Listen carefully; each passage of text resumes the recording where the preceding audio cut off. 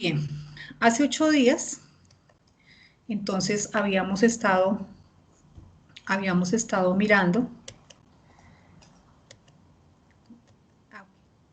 Bien, hicimos una recapitulación acerca de las manifestaciones, la importancia de adentrarse a mirar un poquito más la palabra, en este caso la palabra manifestar, y poder entender que ella tiene diferentes usos. Vimos como ya para cerrar, digamos, esa primera parte, acerca de la diferencia entre estas palabras, muy importante y definitiva para nosotros. Entonces, estábamos inicialmente estudiando esta palabra, la revelación de Jesucristo, que se encuentra en Apocalipsis 1:1. Y estudiando la revelación, que es la palabra apocalipsis, vimos también parousia, que es una palabra que significa la venida, su venida, dejar el cielo y venir a la tierra. Vimos lo que significa el quitar el velo, esa manifestación visible de Dios, e hicimos una comparación y un contraste con nuestra esperanza, con nuestra manifestación, que es la epifanía, ¿sí? Que es esa aparición, ese resplandor, ese destello, donde no hay movimiento alguno de parte de Cristo, solamente una aparición. Bueno, bien, teniendo eso en cuenta, entonces vamos a ir directamente a continuar mirando. Estamos ubicados única y exclusivamente por ahora en el primer versículo. Dice Apocalipsis 1:1, la revelación de Jesucristo que Dios le dio para manifestar a su siervo las cosas que deben suceder pronto, y la declaró enviándola por medio de su ángel a su siervo Juan. Entonces, decíamos en clases pasadas que en estos primeros versículos hay mucha información que necesitamos comprender para luego ir y entender más a profundidad el libro, ¿sí? Porque aquí hay cosas que necesitamos encajar. Bien, una vez que ya vimos la revelación de Jesucristo, entendimos las palabras apocalipsis y parousia. Entonces vamos a continuar. Dice aquí, la revelación de Jesucristo que Dios le dio para manifestar. Y de nuevo encontramos esta palabra. Esta palabra no tiene que ver con las otras manifestaciones que ya vimos. Es la palabra griega 1166, degnumi, que significa un mostrar a través de señales, un exhibir, un declarar. Entonces, vamos a mirar esta palabra. En la nueva versión internacional está traducida como mostrar, y cuando la miramos es un mostrar, pero fíjense que es como un exhibir con la muestra de algo. Es como cuando una persona está exponiendo y está mostrando, ¿sí? Está con sus manos, está permitiendo o mostrando lo que quiere decir. Mirando el primer uso de esta palabra mostrar, de ignumi, en el Nuevo Testamento, podemos ver el significado y nos va a iluminar la relación que hay entre Mateo y Apocalipsis. Muy importante.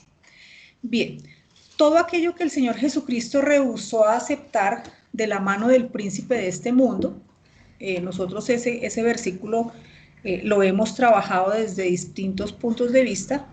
Al final, Él lo va a recibir, pero de la mano del Padre, en el tiempo del Padre.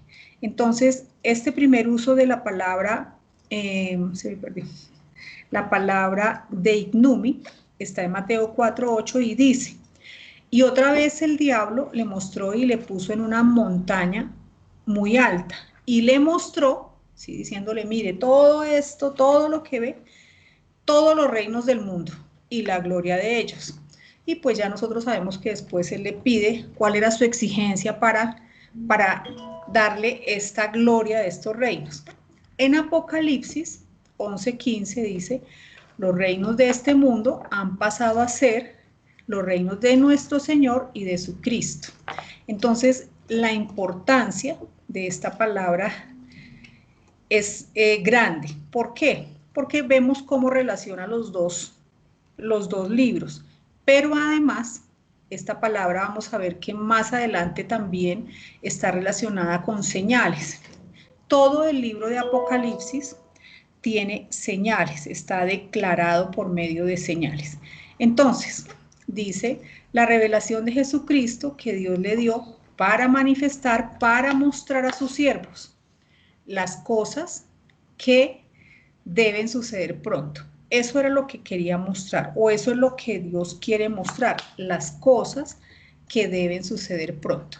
Y hoy, entonces, nos vamos a dedicar a esta frase, las cosas que deben suceder pronto.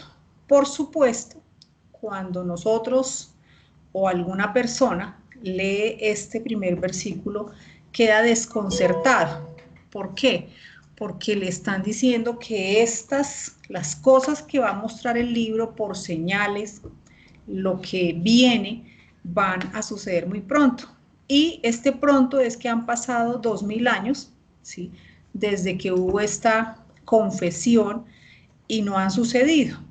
Entonces, es muy importante que nosotros entendamos que estas palabras pronto y cerca no fueron escritas desde el tiempo cronológico o desde el año 96, que era en el momento en que estaban escribiéndose, sino desde el tiempo inicial desde el cual fueron vistas las visiones. Es decir, en ese momento había una situación muy especial y desde ese punto de vista es que se están mostrando estas cosas que van a venir, que van a suceder pronto.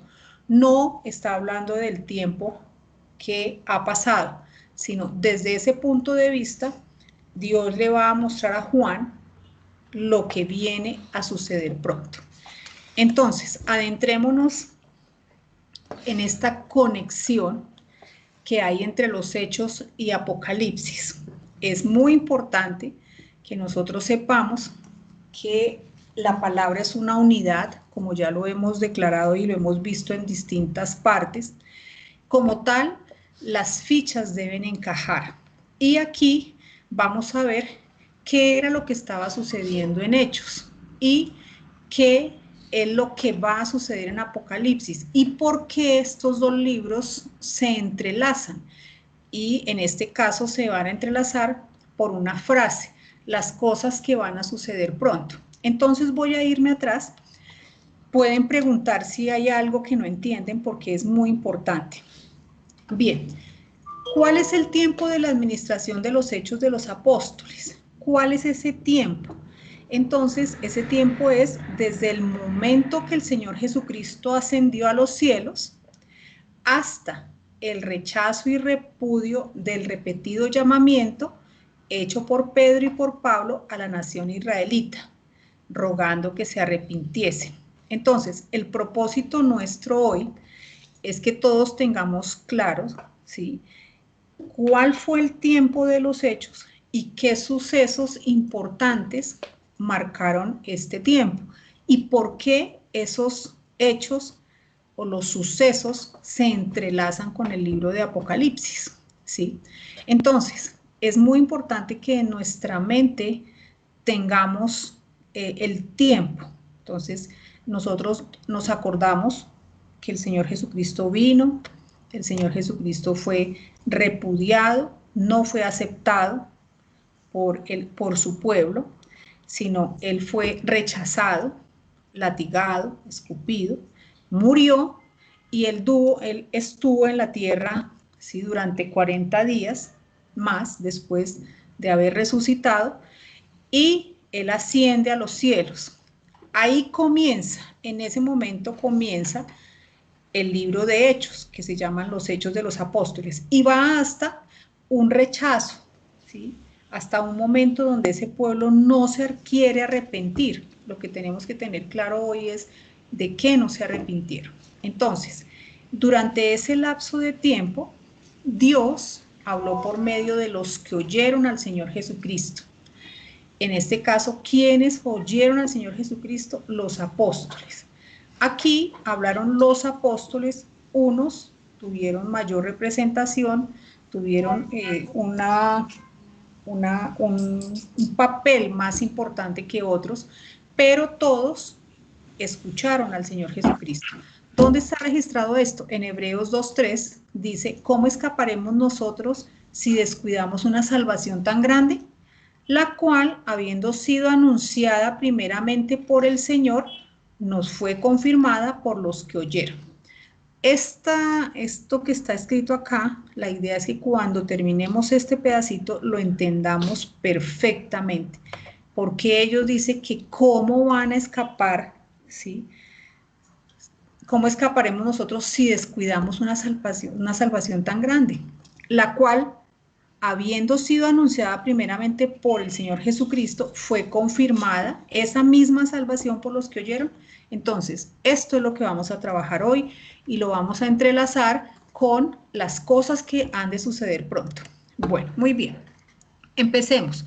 Entonces, ya sabemos cuál es el tiempo entre que Jesucristo ascendió y el pueblo no quiso arrepentirse. Entonces, ¿cuál era la situación espiritual del pueblo de Israel? Ahí hubo una situación, ¿sí? Entonces, la respuesta, Israel debía arrepentirse nacionalmente. ¿De qué? Del rechazo que le hicieron a su rey. Entonces, espiritualmente ellos estaban encajonados porque no había arrepentimiento, no hubo ese entendimiento de por qué vino Jesucristo, a qué vino Jesucristo, y aún así, ya muerto, ascendido, ellos no entendieron, ¿sí? Pero el libro de Hechos trata el hecho de que ellos tuvieron varias oportunidades para poder arrepentirse de todas estas cosas, inclusive de haberlo matado, de haberlo rechazado. Y vamos a mirar cómo se desenvuelve durante todo el libro esta misma situación. Entonces, hubo 3 discursos que son como los discursos, las columnas durante este tiempo. Estos 3 discursos se dieron en distintos momentos y acompañados de, como lo vamos a ver, de milagros, de señales, pero vamos a ver si al final el pueblo finalmente sí escuchó o no escuchó. Entonces, el primer discurso lo declara Pedro y está en Hechos 2:38. Solamente vamos a mirar la parte donde él habla del arrepentimiento y más adelante vamos a profundizar un poquito. Dice en Hechos 2:38, primer discurso, Pedro les dijo, arrepentíos y bautícese cada uno de vosotros en el nombre de Jesucristo para perdón de los pecados y recibiréis el don del Espíritu Santo. Ahí hubo una primera vez donde Pedro, ¿sí? Reclama, requiere que todos ellos se arrepientan nacionalmente. Ya lo vamos a ver más en profundidad. Hubo un segundo discurso de Pedro, de nuevo en Hechos 3:19, que dice, así que arrepentíos y convertíos para que sean borrados vuestros pecados, para que vengan de la presencia del Señor tiempos de refrigerio, y miren, y Él envía a Jesucristo. ¿Sí? Este es nuestro tema allá en Apocalipsis, pero Pedro lo está comentando acá en Hechos. Era necesario que ellos se arrepintieran, se convirtieran, e iba a pasar algo maravilloso. Serían borrados los pecados, ¿sí? Y vendrían esos tiempos de refrigerio, hablando del milenio, ¿sí? Y que Dios pudiera enviar a Jesucristo. Entonces, este fue el segundo discurso. Hubo un tercer discurso y este ya fue al final, ¿sí? Hechos 28-23, a los cuales, este es Pablo, ¿sí? A los cuales le declaraba, él estaba declarando a los principales de los judíos y les testificaba el reino de Dios. Entonces, fijémonos que hasta este momento estamos hablando de las epístolas pastorales, no se sabía nada del misterio, todos hablaban del reino y Pablo les declaraba y les testificaba. Pero, miren, algunos asentían que decía, pero otros no creían. Y como no estuviesen de acuerdo entre sí, al retirarse Pablo les dijo esta palabra, bien habló el Espíritu Santo por medio del profeta Isaías. Entonces, Pablo se remite al Antiguo Testamento a una profecía que es llamada la ceguera, donde se declara, esa profecía declara la ceguera de Israel. Dice que viendo, no, dice, ve a este pueblo y diles, de oído oiréis y no entenderéis, y viendo veréis y no percibiréis. Bien, ¿cómo termina todo esto? Una vez declarada la ceguera nacional de Israel. Sabed pues que a los gentiles es enviada esta salvación de Dios y ellos oirán. Entonces Pablo se vuelve a los gentiles y cuando hubo dicho esto, los judíos se fueron teniendo gran discusión entre sí. Entonces, volvamos. Los hechos de los, en este tiempo de los hechos de los apóstoles, el propósito era el arrepentimiento nacional de Israel. Dios, a través de distintos hombres que estuvieron con el Señor Jesucristo, les insiste que se arrepientan. Al final, ellos no lo hacen, ¿sí? Y aquí nosotros vemos que se cumple una profecía que estuvo declarada en Isaías acerca de esta ceguera. Estuvo primero en Isaías 6:9, donde dijo, la profecía dice, y dijo, anda y di a este pueblo, oíd bien y no entendáis, ved por ciento, mas no comprendáis. Engruesa el corazón de este pueblo y agrava sus oídos y ciega sus ojos para que no vea con sus ojos, ni oiga con sus oídos, ni su corazón entienda, ni se convierta y haya para él sanidad. Esta misma profecía fue repetida por el Señor Jesucristo y dice que esa fue una de las razones por las cuales él habló en parábolas, porque viendo no ven, y oyendo no oyen, ni entienden, de manera que se cumple porque no hay arrepentimiento. La razón es porque el corazón de este pueblo se ha engrosado y con los oídos oyen pesadamente y han cerrado sus ojos, o sea, no, absolutamente no. Y acabamos de ver la tercera vez que Pablo cita esta ceguera nacional. Entonces, bien, ¿qué sucede? El nuevo llamado al arrepentimiento y a la repetición de la promesa según la cual el Mesías sería enviado como consecuencia directa su obediencia. Si ellos se arrepentían como nación, inmediatamente Jesucristo sería enviado, ¿sí? Esto se relata a lo largo de todo el libro de los Hechos de los Apóstoles, por Pedro y los 12 en la nación de Israel y en otros lugares, así como por Pablo y otros en las sinagogas de las dispersiones. Recordemos que para este tiempo Israel estaba disperso por todos lados. Hasta que llegó su culminación en Roma, cuando muchos de los principales de entre los judíos, habiéndoseles señalado el día, no se pusieron de acuerdo. Fue entonces cuando el apóstol Pablo se encontró ante la obligación de repetir una vez más y por tercera y última vez la declaración de la ceguera. O sea, ellos no se arrepintieron. Bien, entonces, ahora vamos a hacer algunas consideraciones para poder ir a la profundidad. Ya nos quedó claro que el pueblo no se arrepintió. Bueno, pero ¿qué hubiese pasado si se hubiese Israel arrepentido? Nos vamos a ir un poquito más atrás. Antes del libro de Hechos encontramos el tiempo de Jesucristo, o sea, el ministerio del Señor Jesucristo, ¿sí?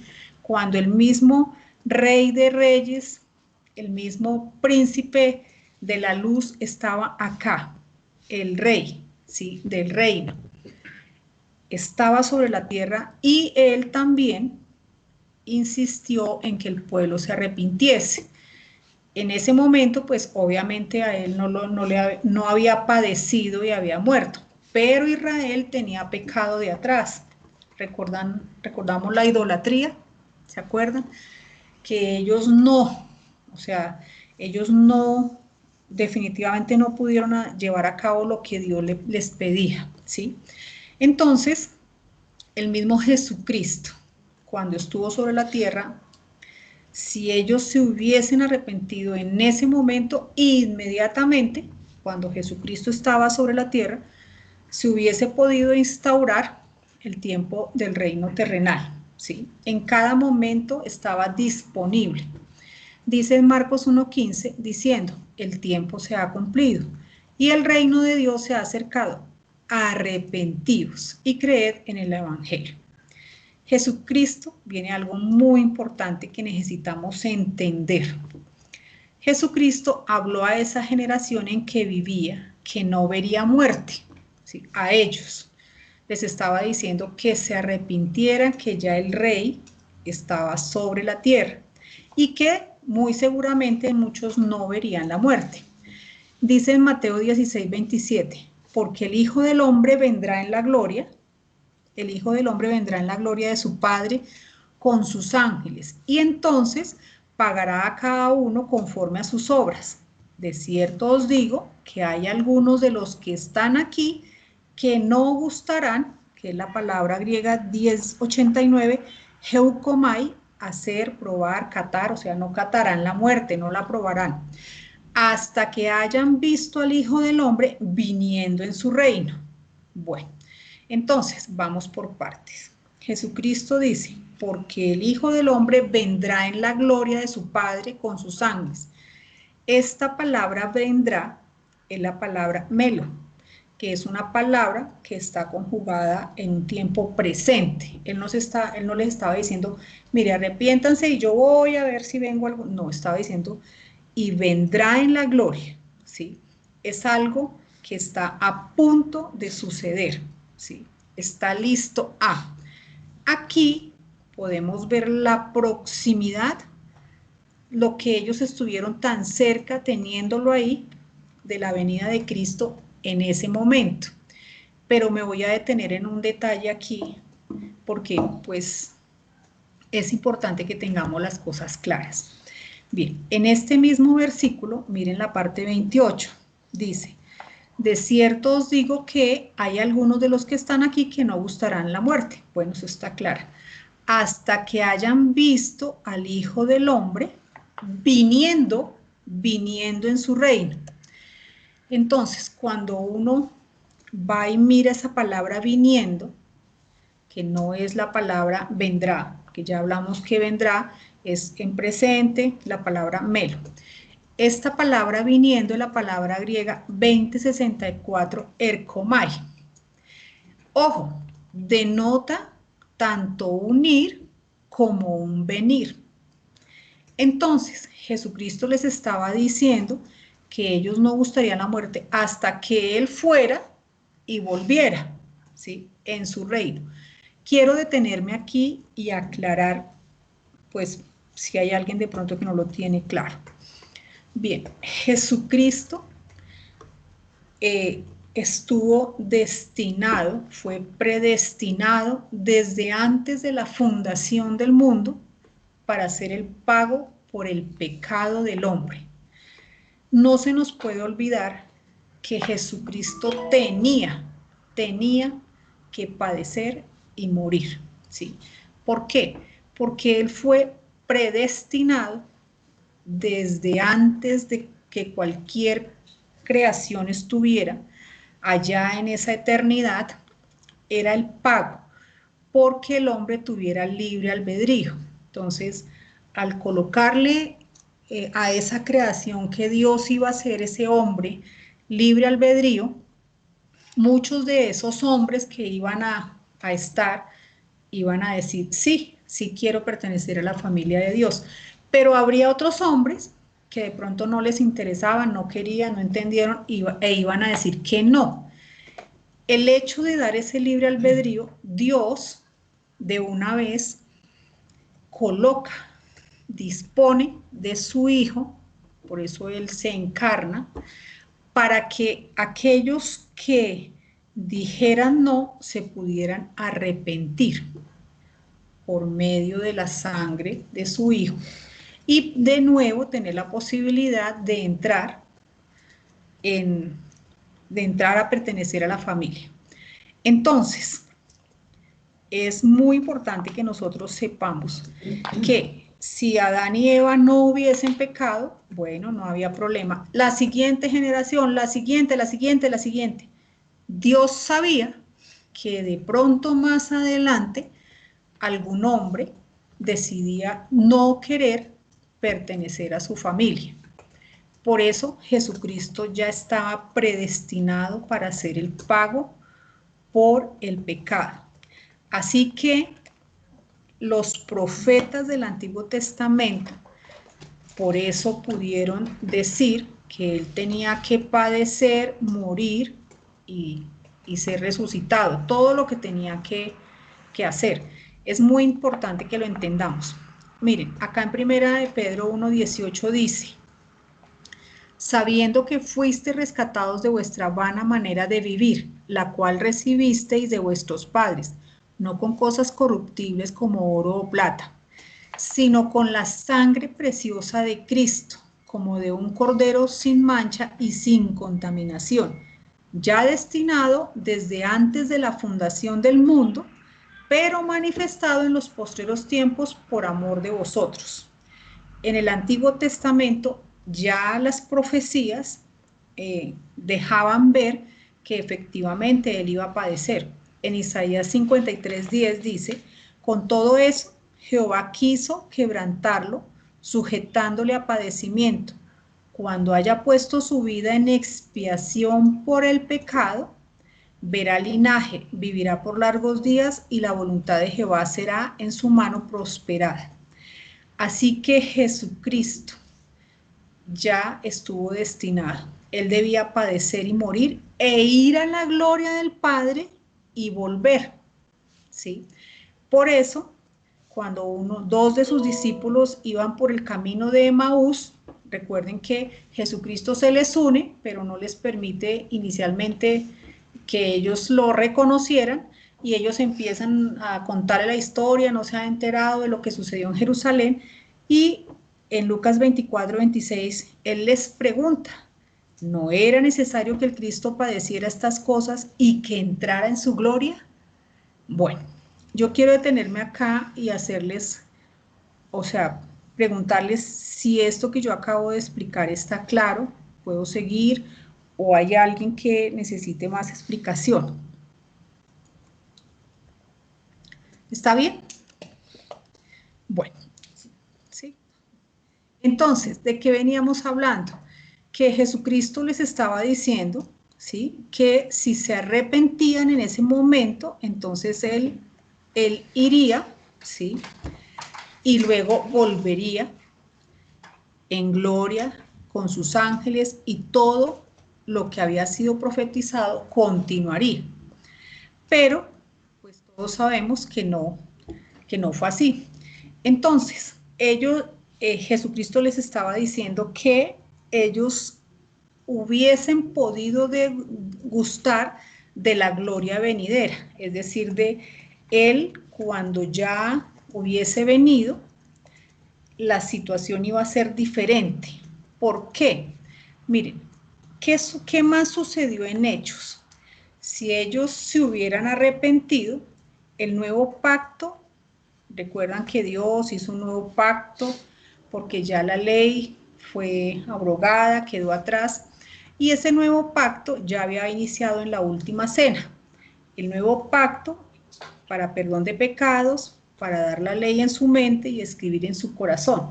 ¿Recuerdan el pacto? Bueno, en Mateo 26:28 dice: sí, esta es la sangre, esta es mi sangre del nuevo pacto, por muchos es derramada para remisión de pecados o perdón de pecados. Entonces, ¿qué estaba sucediendo? La salvación estaba lista. Faltaba que ellos se arrepintieran nacionalmente. Por eso, en Lucas 14:16, en el momento en que Jesucristo estaba ahí, ya estaba lista la salvación. Dice así: entonces Jesús le dijo: un hombre hizo una gran cena y convidó a muchos. Nosotros ya habíamos estudiado este pasaje. A la hora de la cena envió a su siervo a decir a los convidados: venid, que ya todo está preparado. Y todos comenzaron a excusarse. La cena ya estaba lista. Y entonces ahí es cuando dice el primero: he comprado una hacienda y necesito ir a verla. Te ruego me excuses. Otro dijo, he comprado 5 yuntas de bueyes y voy a probarlos, te ruego que me excuses. Y otro dijo, acabo de casarme y por tanto pues no puedo ir. Entonces, la salvación ya estaba lista, ¿sí? Faltaba el arrepentimiento. En primera de Pedro 1:11, fíjense, dice, escudriñando qué persona y qué tiempo indicaba el Espíritu de Cristo que estaba en ellos, el cual, ojo, anunciaba de antemano los sufrimientos de Cristo y las glorias que vendrían tras esos sufrimientos. Entonces, ya Dios tenía todo listo para que este pueblo se arrepintiese y recibiese ese tiempo de refrigerio. Inclusive desde Juan el Bautista, luego con Jesucristo, luego durante el tiempo de los Hechos. Ahora sí, este es el versículo que estaba en la primera diapositiva. Ya vimos que la salvación, una vez hubo una primera invitación a la cena.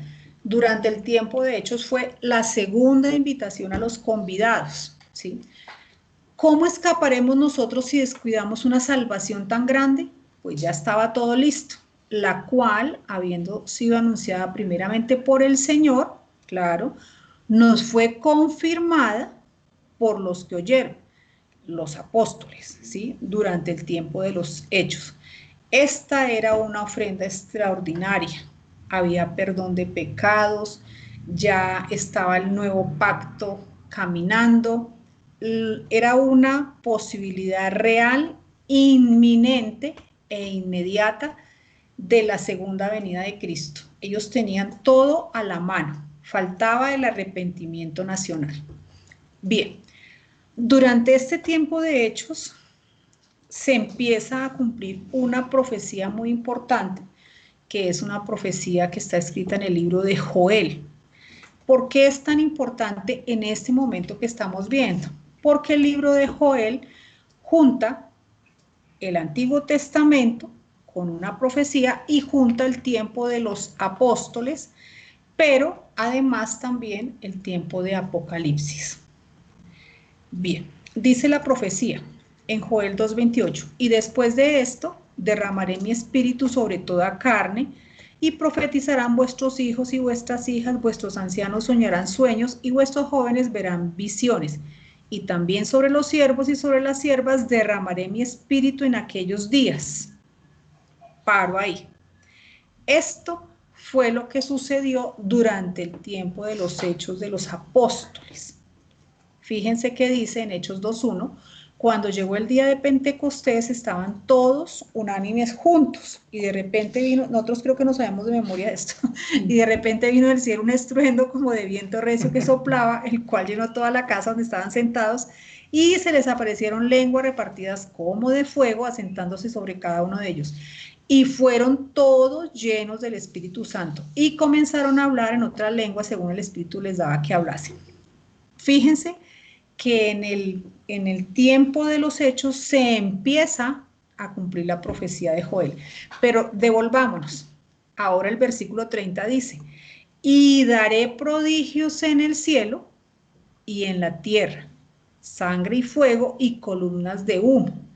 El sol se convertirá en tinieblas y la luna en sangre, antes de que venga el día grande y espantoso de Jehová. Y todo aquel que invocar el nombre de Jehová será salvo, porque en el monte de Sión y en Jerusalén habrá salvación, como ha dicho Jehová, y entre el remanente el cual él habrá llamado. Entonces, esta profecía se empieza a cumplir efectivamente durante el tiempo de Hechos. Por eso, aquí en el discurso de Pedro, Dios aprovecha a hacer señales, maravillas, algo muy importante como repartir las lenguas de fuego que se posan, eso fue algo notable, pero Dios tenía un propósito y era que el pueblo se arrepintiese, si viendo todo esto que estaba sucediendo. Por eso, Pedro en su discurso aprovecha y dice, mas esto es lo dicho por el profeta Joel. Y en los postreros días dice Dios, bueno, y viene toda la profecía, ¿sí?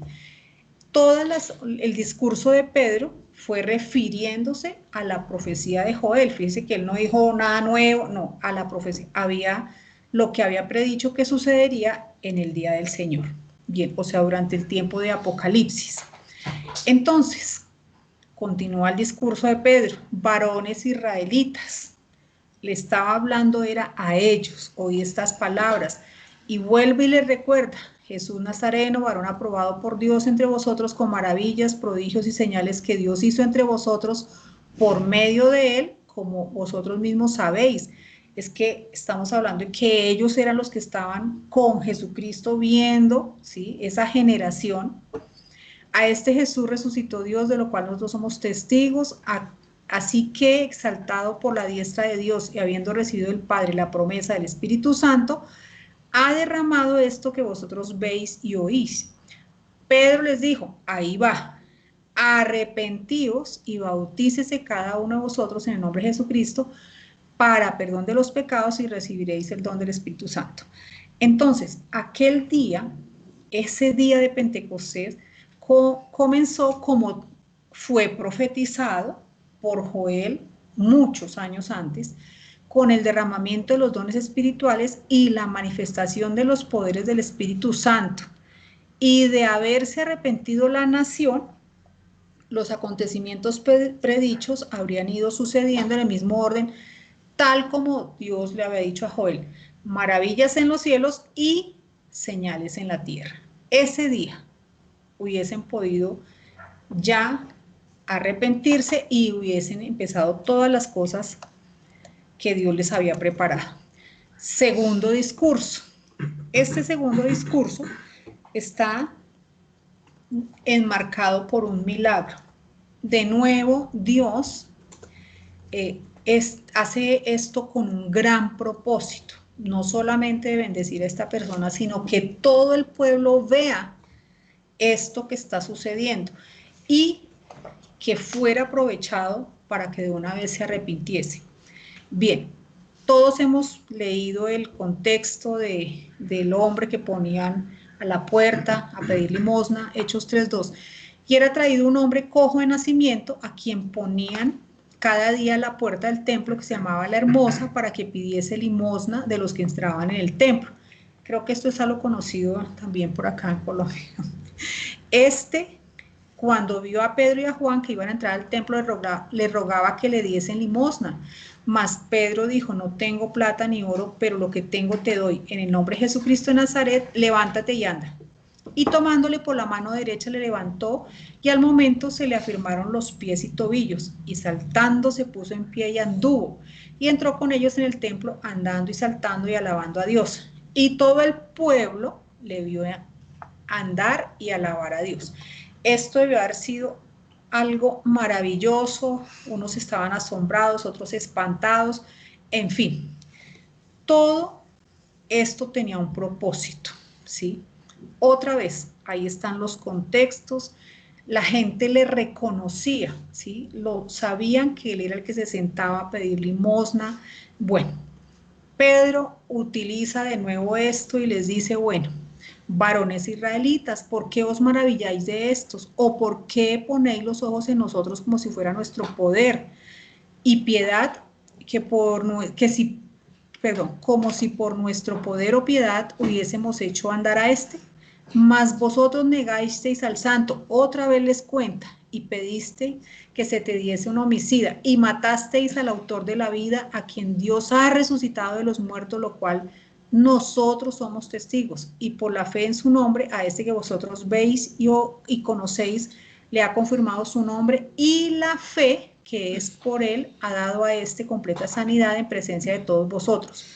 Mas ahora, hermanos, sé que por ignorancia lo habéis hecho, como también vuestros gobernantes, y aquí.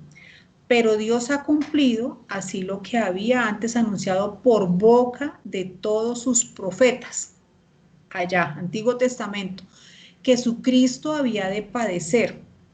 Así que arrepentíos y convertíos para que sean borrados vuestros pecados, para que vengan de la presencia del Señor tiempos de refrigerio, y Él envía a Jesucristo, que os fue antes anunciado. Bueno, Israel, de hecho, se hallaba como aquel hombre cojo y tullido, pero por su incredulidad y dureza de corazón.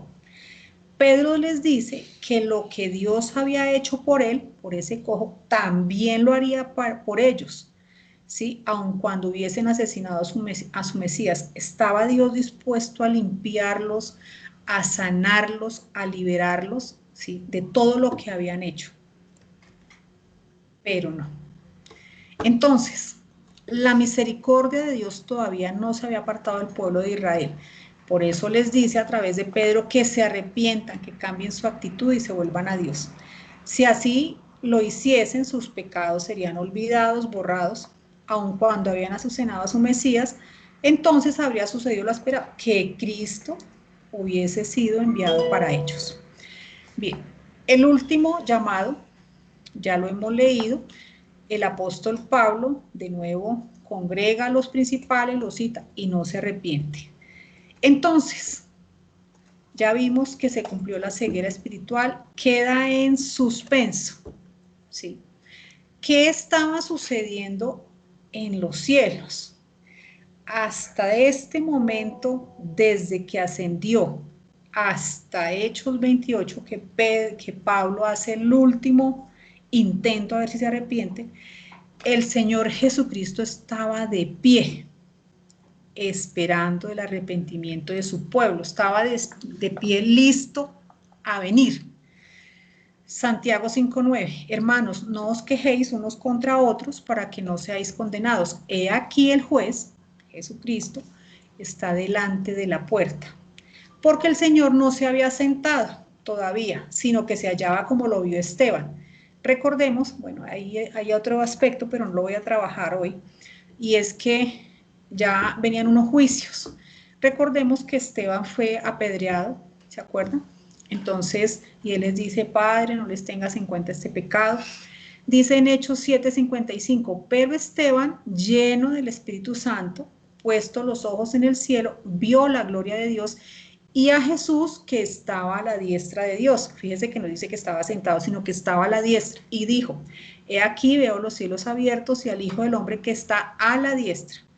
Más adelante, como no hubo arrepentimiento, entonces ya en Hebreos 10:12 nos dicen, pero Cristo habiendo ofrecido una vez y para siempre un solo sacrificio por los pecados, se ha sentado a la diestra. ¿Por qué? Porque no se arrepintieron. Lo mismo dice en Hebreos 12:2, puesto los ojos en Jesús, el autor y consumador de la fe, el cual por el gozo puesto delante de él sufrió la cruz, menospreciando el oprobio, y se sentó a la diestra del trono de Dios. Bien. ¿Qué hubiese sucedido si Israel se hubiese arrepentido? Bueno, entonces Dios hubiera enviado a Jesucristo, tiempos de refrigerio, y la segunda venida se hubiese consumado, ¿sí? Entonces, es muy importante que nosotros sepamos que desde el momento que hubo derramamiento de Espíritu Santo, se inicia el cumplimiento de la profecía de Joel. Inmediatamente empiezan los brotes, por así decirlo, de Apocalipsis en cuanto a los juicios sobre la tierra, y esos empezaron ahí y aún hoy estamos, pues no como en toda la plenitud, pero ya empezamos a ver el deterioro que está sufriendo la tierra. Entonces, la venida de Jesucristo quedó en suspenso. Por eso, ahora sí empatamos, en Apocalipsis, que está escrito bajo este punto de vista, mirando, ¿sí?, la inminente venida de Cristo, ahí está de pie. En Apocalipsis 2:16 dice, por tanto, arrepiéntete, pues si no, vendré a ti pronto y pelearé contra ellos la espada de mi boca. Apocalipsis 13:11, he aquí yo vengo pronto, retén lo que tienes para que ninguno tome tu corona. Apocalipsis 11:14, el segundo ay pasó, y he aquí el tercer ay, viene pronto. Apocalipsis 22:7, he aquí vengo pronto. Bienaventurado el que guarda las palabras de la profecía de este libro. He aquí yo vengo pronto. Bueno, y mi galardón conmigo para recompensar a cada uno según sea su obra. el que da testimonio de estas cosas dice, ciertamente vengo en breve, amén, sí ven Señor Jesús. Entonces, las cosas que están ya listas, pronto, tienen conexión inminente con lo que estaba sucediendo en Hechos. Entonces, yo quisiera dejar una última consideración. Bueno, esto es en cuanto a lo que dice de las cosas que van a suceder pronto. Aquí en Apocalipsis sigue el contexto de la venida del Señor Jesucristo inminente. Es decir, siempre hay que mirar el libro de Hechos y pensar que Jesucristo estaba de pie, listo a venir, ¿sí?, si ellos se hubiesen arrepentido. Ya sabemos que las cosas cambiaron, entonces como no hubo arrepentimiento, Dios habla ya del gran secreto. Bueno, vamos a dejar ahí. Pero lo que yo quisiera, cuando uno mira hacia atrás, quisiera que consideráramos. Uno dice, pero hombre, este pueblo desde el Antiguo Testamento, su necedad, su corazón endurecido, su idolatría, ¿qué pasa? ¿Por qué no entendieron? Vamos a traer eso y vamos a hacer una consideración el día de hoy, en nuestra administración, en nuestro tiempo. Y vamos a contrastar y a mirar con el pueblo de Israel. El pueblo de Israel no entendió el propósito de la primera venida de Jesucristo. Seguramente si lo hubieran entendido, las cosas hubiesen sido diferentes. Ellos no vieron la necesidad de un Salvador para sus vidas, ¿sí? O sea, no requirieron esa necesidad, pues estaban cómodos, digámoslo así, y pues no había problema. No estudiaron y comprendieron suficientemente las Escrituras con un corazón manso, libre de sus propios intereses, porque los que estudiaron tenían sus intereses como al día de hoy. Muchos de los que estudian la palabra lo hacen es porque tienen sus intereses económicos, bueno, qué sé yo. Y por eso no se arrepintieron, porque no entendieron en su propósito de vida como nación, ellos debieron ver las cosas diferentes. Bien, en estos tiempos de gracia que no tienen nada que ver con ellos, puesto que nosotros somos una iglesia fuera de serie, somos súper abundados en absolutamente todo en los lugares celestiales. ¿Qué nos toca hacer? Hemos de entender, ¿sí?, lo que hay hoy para nosotros, porque a lo mejor tengamos también un corazón engrosado, tenemos de pronto los ojos vendados, ¿sí?, a lo que hay hoy. Entonces, hemos de entender primero nuestra doble naturaleza.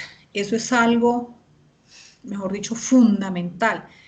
Esa parte carnal, ¿sí?, humana, está totalmente arruinada, ¿sí? Es lo que hoy, sobre eso es que yo debo fundamentar mi vida, que esa naturaleza caída, arruinada, yo debo tener la certeza que nunca, jamás, por absolutamente nada va a cambiar, que en ella no hay nada bueno, que ni las obras, ni la disciplina, ni nada va a hacer que esa naturaleza arruinada en mí no tiene valor y para Dios es enemiga. Eso me deja solo un camino, ¿sí?, que mi Cristo interior, ese nuevo hombre, es el único fundamento de mi vida. Por eso está escrito inclusive a un libro para nosotros en 2 de Timoteo 4:3 acerca de el comezón de oír. ¿Por qué? Porque no queremos entender estos asuntos. Aún en nosotros persiste algún tipo de esperanza en la carne, ¿sí? De pronto algunos de nosotros vemos ahí algo bueno. Y en nuestro tiempo de vida es necesario que nosotros trabajemos ahí. En mí no hay nada, absolutamente nada bueno. Entonces, por eso, 2 de Timoteo 4:3, un libro dirigido a nosotros, dice, porque vendrá tiempo cuando no sufrirán la sana doctrina, sino que teniendo comezón de oír, se amontonarán maestros conforme a sus propias concupiscencias. Esta comezón de oír, o sea, ese no querer, lleva al creyente de este tiempo al engaño, ¿sí? A creer que tiene una gran relación con Dios, cuando en realidad esta relación puede estar desarrollándose fuera del lugar santísimo.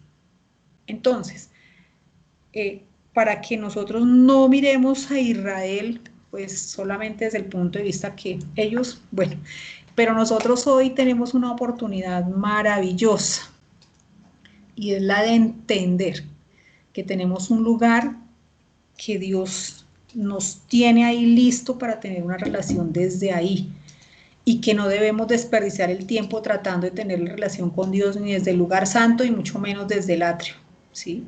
Entonces, es importante que nosotros hoy sepamos que lo que hay que entender en nuestra vida es esa gran necesidad de reconocer la obra que Dios está haciendo en mí, que es formando mi Cristo interior, ¿sí? Que yo lo entienda, quitándome todo eso que soy yo para que pueda única y exclusivamente ser el trabajo de Dios en mí, ¿sí?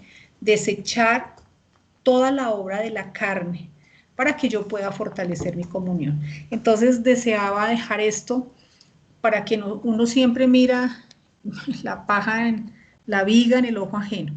Entonces era que cada uno de nosotros trabajemos en esa gran relación desde el lugar santísimo, desde ese Cristo perfecto. Bueno, que Dios los bendiga. Bien, entonces, Juan. Muchas gracias.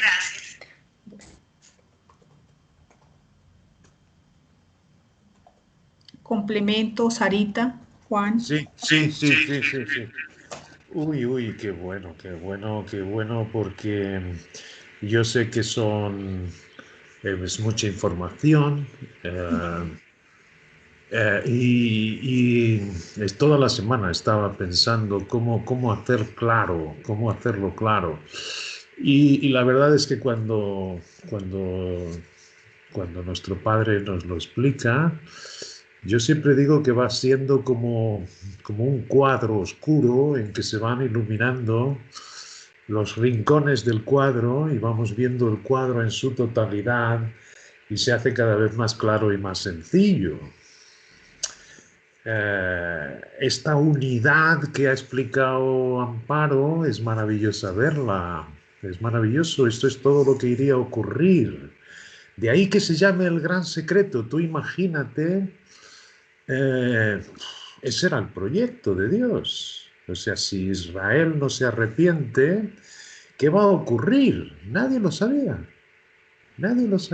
no se sabía.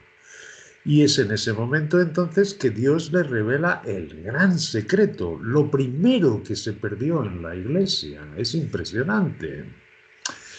Nosotros tenemos una idea muy equivocada de las iglesias, de ahí ver las asambleas que están en el Apocalipsis son muy similares a las asambleas del libro de Hechos. O sea, vosotros daros cuenta, Gálatas, que es la primera epístola que Pablo escribe, se vuelven todos a la religión, se vuelven todos a las obras, se vuelven todos a lo mismo que escuchamos en las reuniones. Tenemos que hacer, vamos a fortalecernos, yo quiero tener una comunión más grande con Dios, y todo está centrado en el hombre y se olvida del Cristo interior, se olvida de lo que acaba de decir Amparo, de la obra suya en nosotros. Que esto es lo que nos hace descansar, esto es lo que Dios pretende, esto es lo que Él quiere, que de nuestro interior corran ríos de agua viva, haciéndonos ver que nuestra vieja naturaleza no puede modificarse por nada del mundo. Entonces, ¿cuál es la solución? La solución es creer que cuando Cristo murió en la cruz nos llevó a la cruz y que nuestro hombre viejo quedó tan sumamente destrozado como quedó él en aquella cruz. Así tenemos que ver las cosas de nuestro viejo hombre, de nosotros mismos, para tirar toda esperanza que tuviésemos. Pero fíjate, en la primera epístola, o sea, la iglesia de los Gálatas, pues se volvían a los ritos, se volvían a la religión. ¿Y de dónde? Bueno, pues porque había un núcleo dentro de la iglesia que efectivamente estaba interesada en mantener su tradición, su jerarquía eclesiástica, su ganancia deshonesta. Y entonces esto lo hacía con un celo como lo hace actualmente el hombre religioso. Asimismo, si vamos a la asamblea de Corintio, de los Corintios, imaginaros lo que era aquello, ¿no? Otra cosa curiosa es ver los apóstoles que se dedicaban a la circuncisión y cómo con Pablo se abre la puerta a los gentiles. Pablo iba, como bien ha dicho Amparo, por las iglesias que estaban en la dispersión. Había judíos en Corinto, había judíos en Éfeso, había judíos en Colosas, y él se dirigía a las sinagogas. Pero los creyentes eran tan sumamente cerrados en su tradición, no en lo que habían enseñado la palabra, sino en lo que les habían enseñado sus líderes y coordinadores, que ninguno de ellos aceptaba la libre relación personal con el Padre Celestial para que Él, a través del Cristo que estaba poniendo dentro, llevase su obra para frente. Pero lo hermoso de todo esto es ver que efectivamente cuando se abre este gran secreto es el único,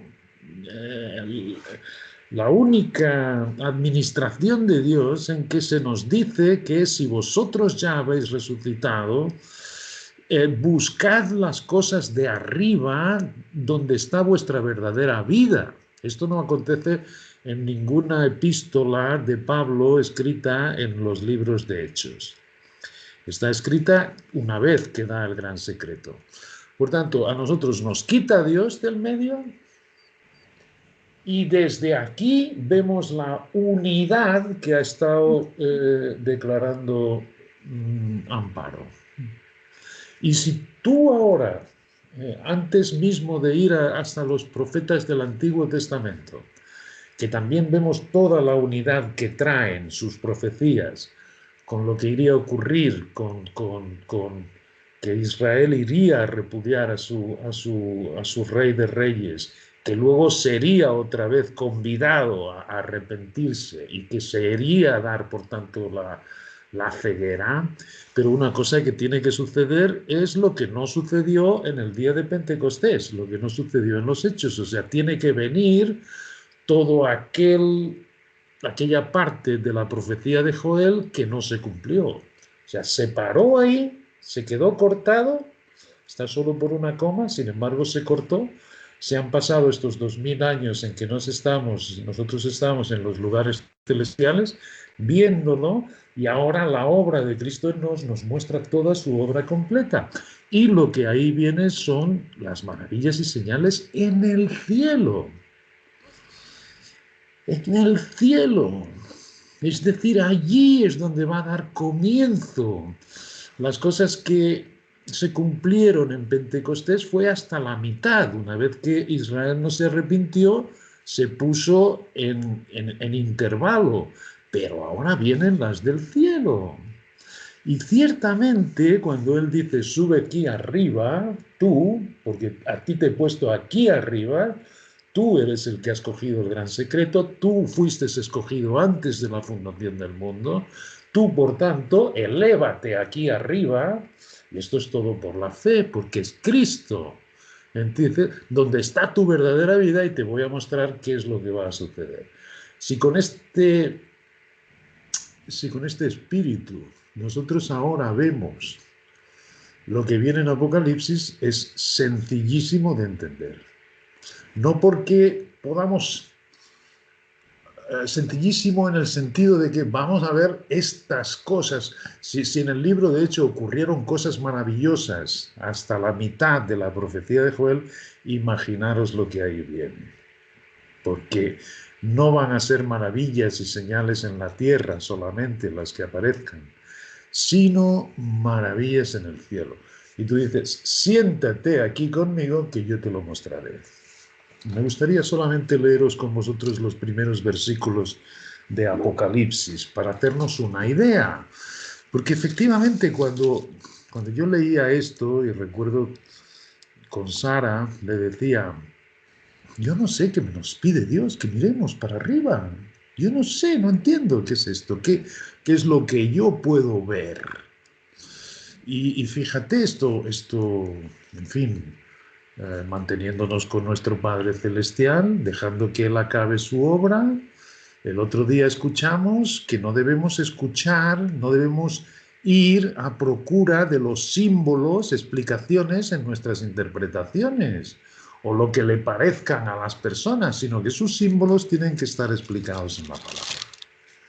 Entonces, realmente, donde yo encuentro todas las cosas celestiales que Él quiere que yo mire, bueno, nada mejor que el Apocalipsis.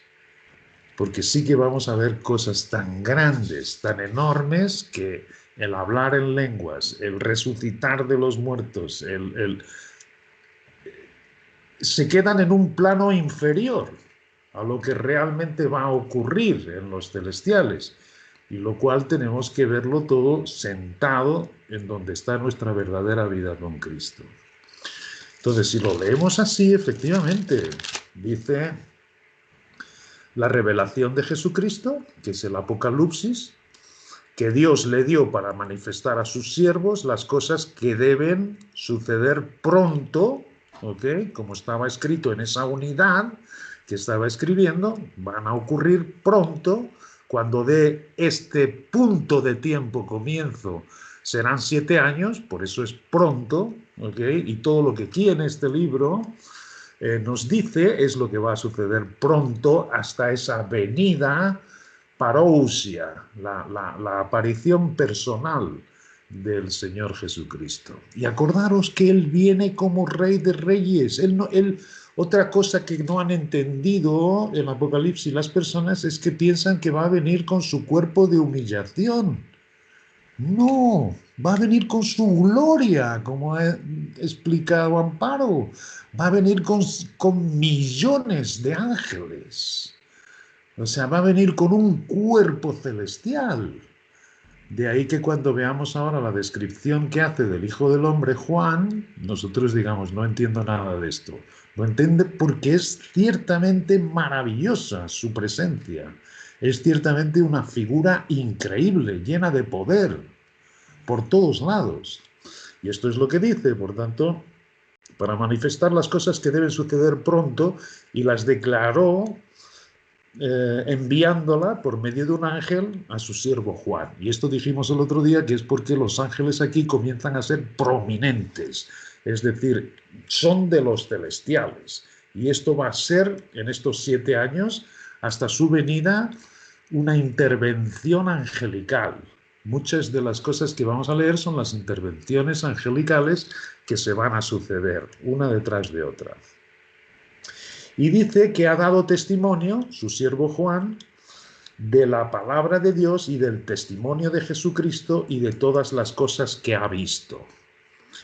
Bienaventurado el que lee y los que oyen las palabras de esta profecía y guardan las cosas en ella escrita, porque el tiempo está cerca. ¿Okay? Bienaventurado. Por supuesto que nosotros somos bienaventurados por escucharlas, guardarlas y retenerlas, ¿okay? Pero esto está escrito para ellos. Recordar que nuestra epifanía es anterior. Nosotros también podemos ser bendecidos por esta promesa, pero directamente está escrita para la gente que cuando nosotros hagamos la aparición en gloria se quede aquí en la tierra. ¿Okay? Para esos, los que lo escuchen y lo guarden, efectivamente va a ser una bendición. ¿Ok? ¿Por qué? Porque van a conseguir resistir, aguantar a todo lo que ahí viene. Dice Juan a las 7 iglesias, es la palabra shakal en hebreo, que significa exactamente, o sea, la palabra iglesia, yo no tengo nada en contra, como dice Charles Wells, pero prefiero llamarlo las asambleas, ¿okay? Las asambleas. Estas están escritas, que están en Asia. Gracia y paz a vosotros del que es y que era y que ha de venir. Aquí, si hacemos el estudio que he enviado del libro, vamos a ver que Jehová es el nombre que aquí está, explícito. Cuando él sacó a Moisés y sacó al pueblo de Israel, él dice, yo soy el que soy. Tú ves al faraón y dile, el que es me ha mandado que venga y saque a mi pueblo. Por tanto, este título, que jamás lo vamos a encontrar en nuestras epístolas, por tanto, esto nos dice que es otra administración totalmente diferente, nosotros estamos arriba, porque es totalmente diferente, es un título que ya nos llama la atención y que ha de venir, y de los 7 espíritus que están delante de su trono. Aquí se comienzan a desplegar los escenarios de las cosas celestiales.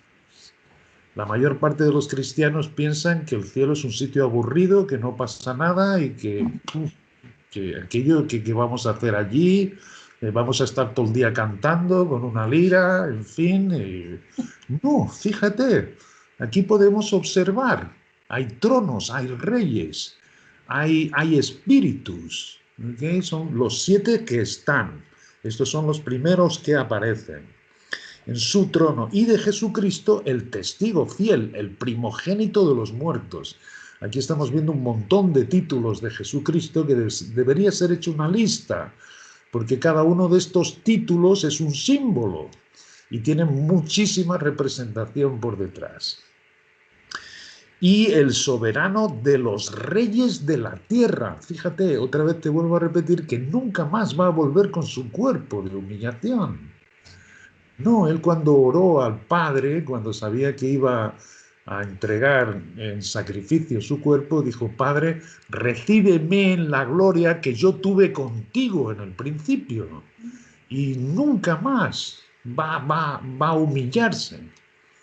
O sea que él va a venir con su poder, con el poder completo, como aquí está escrito, ¿ok?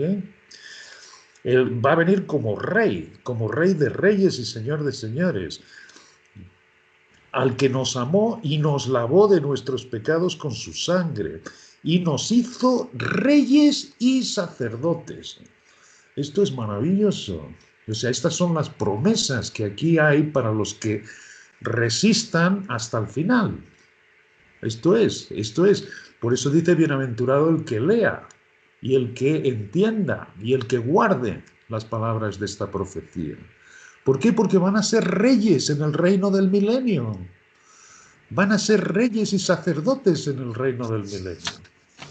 De reyes tenemos una idea muy clara, de sacerdotes no tenemos una idea tan clara como la que es de Dios, pero es de una autoridad superior a la de los reyes. No es un sacerdote como lo conocemos hoy, sino por supuesto con toda la autoridad y todo el poder por detrás de nuestro Dios, que llevarán el conocimiento suyo por toda la tierra. ¿Okay? O sea, esto es lo que ha hecho, y esto es lo que se van a ganar como coronas y como recompensa los que resistan hasta el final. Y nos hizo reyes y sacerdotes para Dios su Padre, a Él sea gloria e imperio por los siglos de los siglos. Amén. He aquí que viene con las nubes.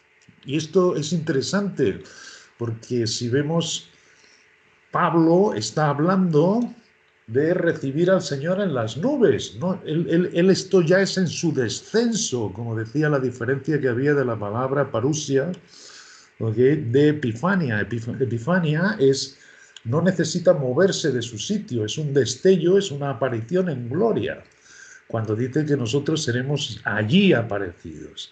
Aquí, sin embargo, Él viene ya en su descenso en las nubes, y curiosamente al Mesías se le llamaba el Dios de la nube. Los israelitas llamaban en el Antiguo Testamento al Dios de la nube, porque conocían esta profecía. Y todo ojo le verá y los que los traspasaron. Quien los traspasó fue efectivamente Israel. Él va a poner el monte de los olivos, todas las tribus, todos los linajes de Israel van a verlo con ese poder, con estos santos ángeles que vienen con él, con estas miriades de ángeles, y harán lamentación. ¿Por qué? Porque se les va a quitar esa ceguera, la ceguera que tiene hoy Israel, los judíos. Fíjate, ellos no aceptaron a Jesucristo, continúan esperando que venga el Mesías, pues cuando lo vean harán lamentación. Es decir, ¿qué va a ocurrir aquí? Va a ocurrir el arrepentimiento que Amparo estaba hablando, lo que era requerido, porque no te quepa duda que la palabra de Dios se lleva a cabo sin que falte ni una jota ni una tilde. Y esto va a ser la manera como efectivamente ellos llegan al arrepentimiento. Oye, harán lamentación. Sí, amén. Amén. ¿Por qué? Porque ya estaba escrito que era el arrepentimiento. Pues aquí se va a dar el arrepentimiento de todos los linajes del territorio de Israel. Yo soy el alfa y la omega. El alfa y la omega es la primera palabra griega y la última.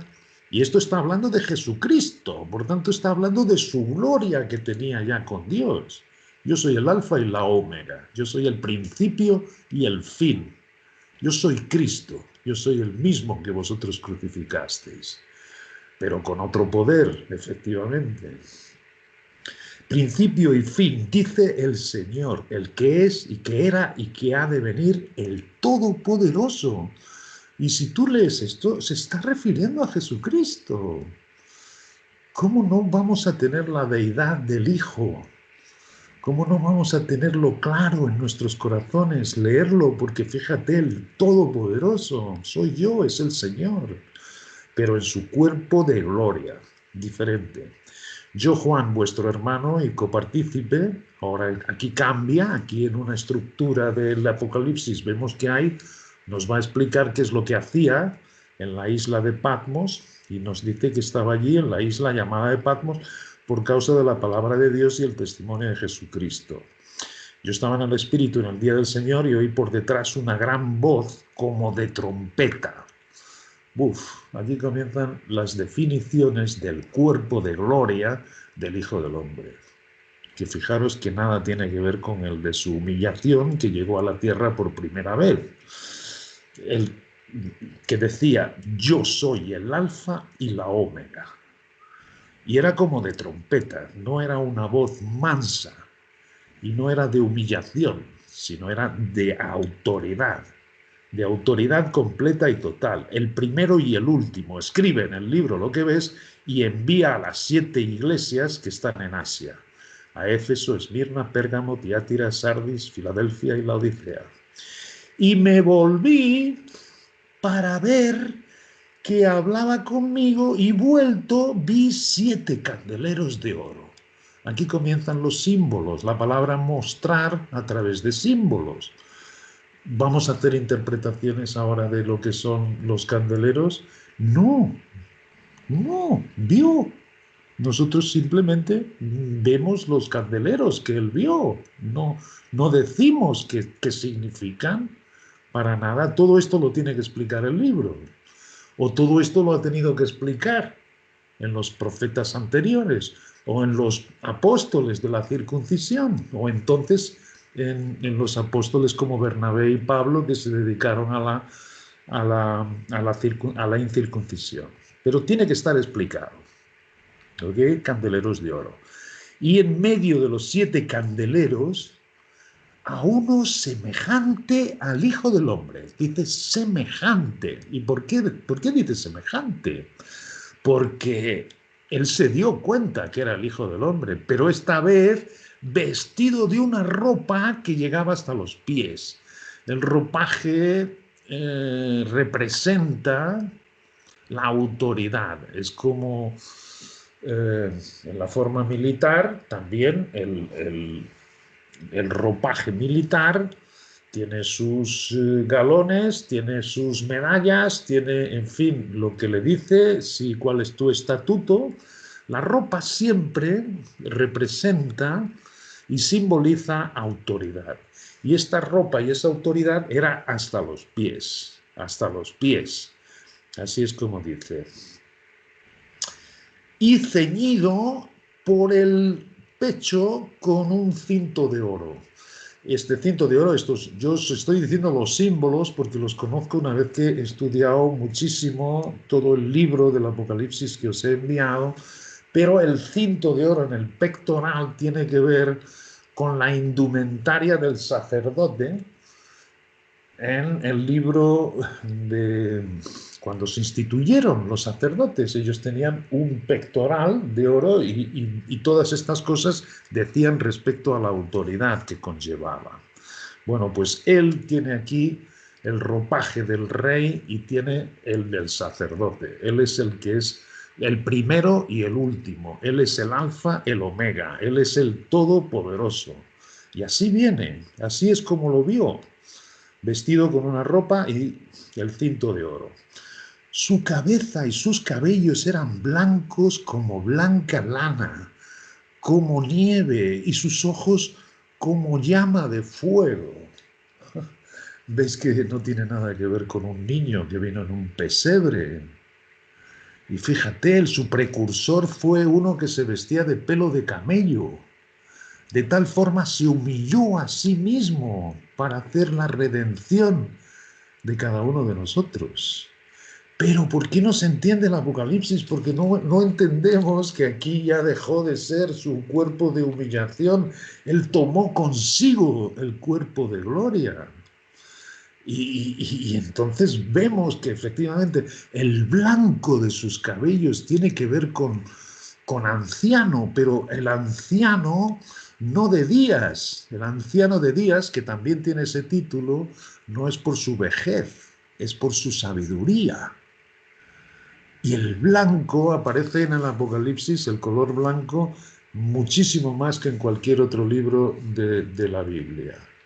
El blanco es la transparencia, el blanco es la luz, el blanco es la sabiduría. ¿Entiendes? Y todo en su cabeza, esta es la forma como nos lo explica.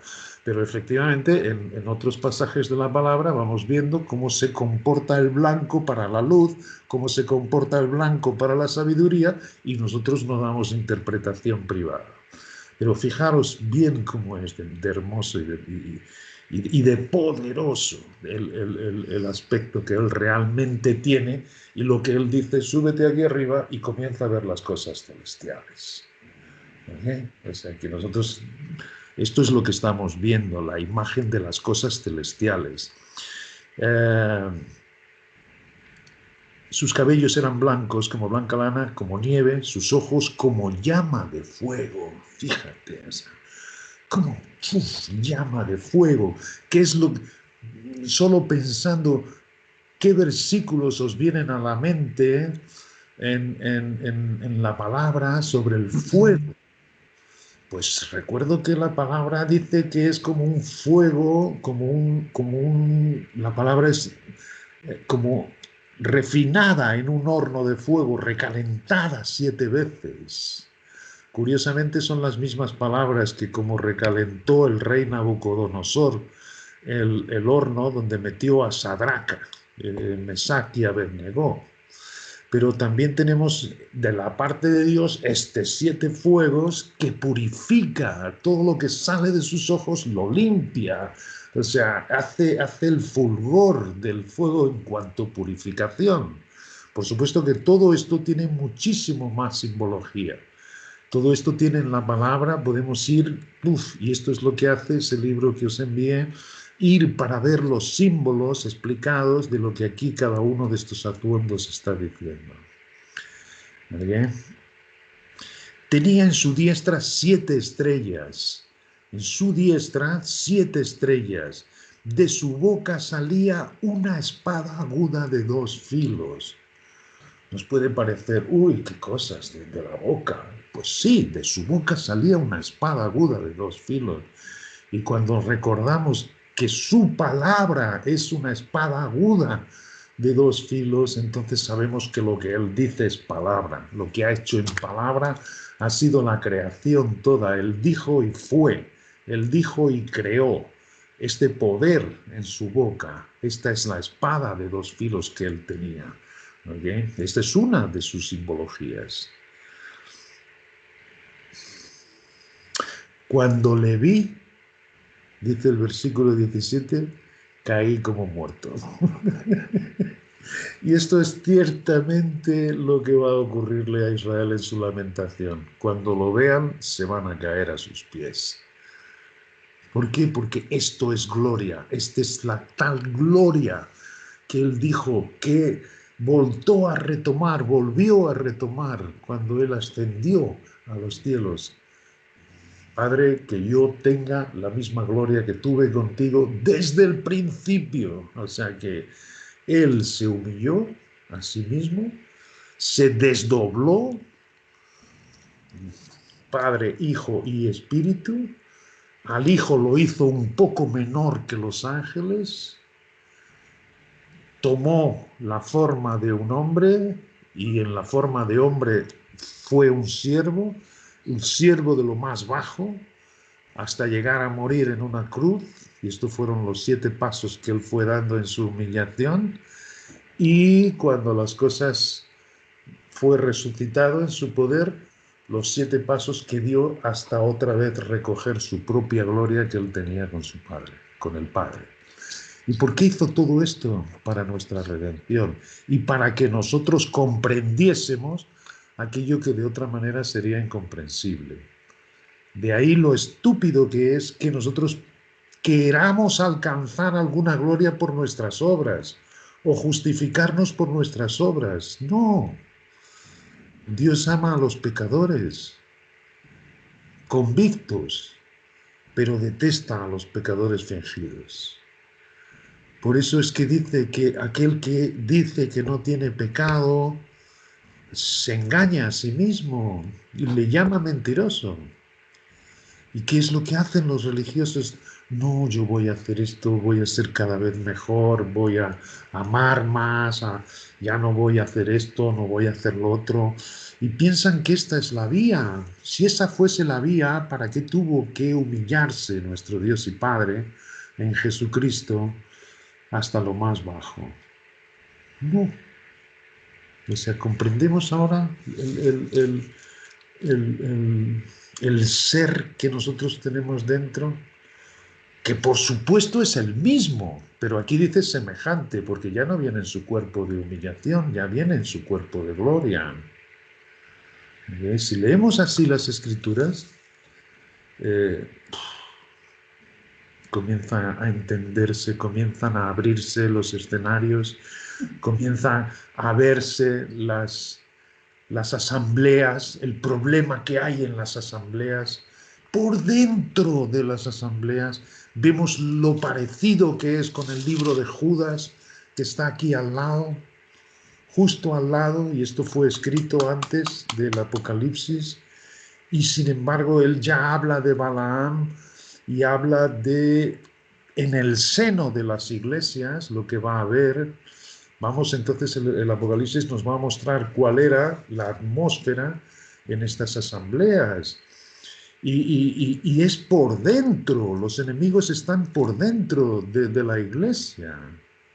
Entonces vamos a entender perfectamente cómo Judas habla, cómo Juan dice que salieron de nosotros. Fijaros, ya para terminar, porque siempre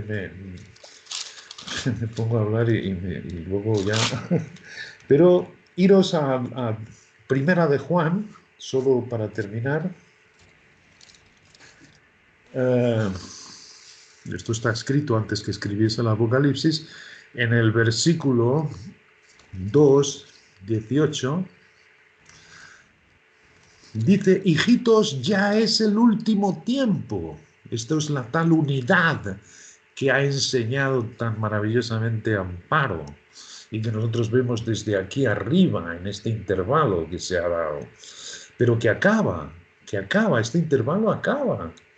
Nosotros somos aparecidos en gloria y esto comienza. Y precisamente Jesucristo le dijo, mirad las señales de los tiempos. Y ciertamente el mundo está quedándose lo suficientemente oscuro para que esto se venga a dar pues muy próximamente.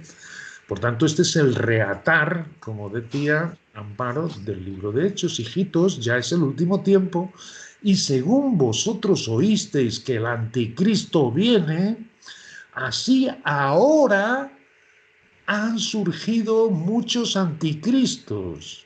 Por eso conocemos que es el último tiempo.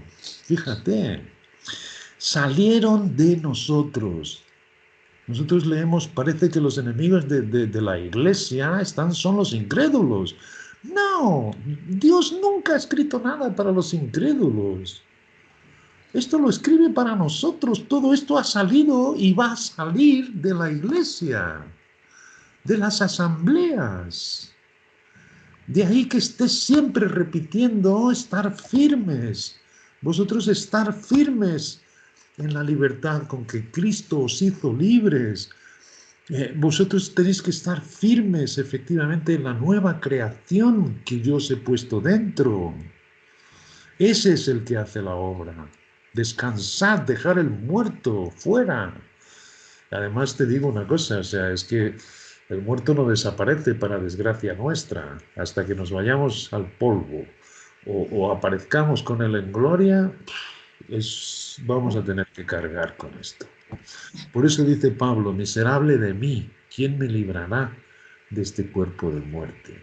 ¿Y por qué lo mantiene Dios? Porque precisamente para mantenernos mansos y humildes, sabiendo que de Él no podemos esperar nada.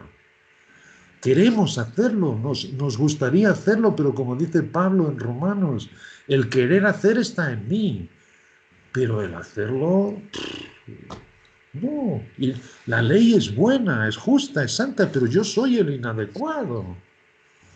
Así que para eso te pone Dios la ley. La ley es justa. Amarás al Señor tu Dios con todo tu corazón, toda tu alma, toda tu mente. Al prójimo como a ti mismo, no hurtarás, no matarás. Es fácil, uno dice, uy, esto yo lo puedo hacer, pero la práctica es muy distinta. Bueno, de manera que viendo entonces este intervalo, toda esta unidad que ha explicado Amparo y que por supuesto se quedan cosas que hay que, con el espíritu de Berea, ir a ver si estas cosas son así.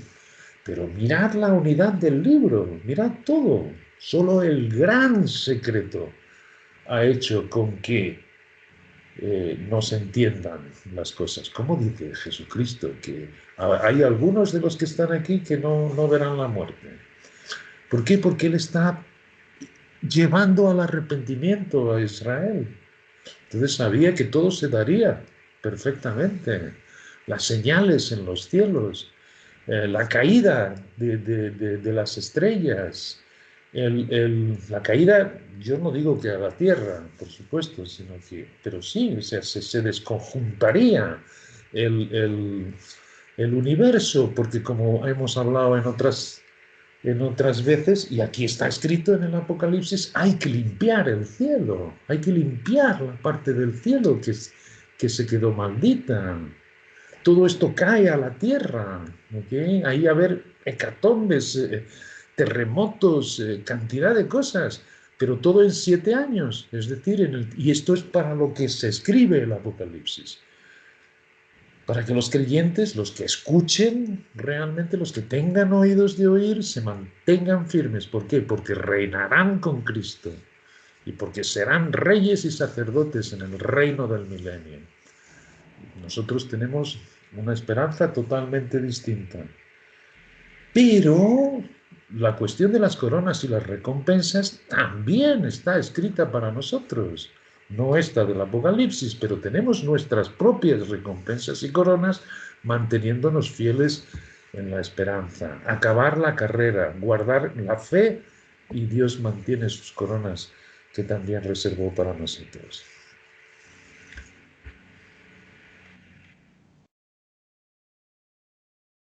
Bueno, muy bien. Muchas gracias, Juan. No, maravilloso. Bien, entonces, ¿alguien desea cerrar, por favor, con una oración?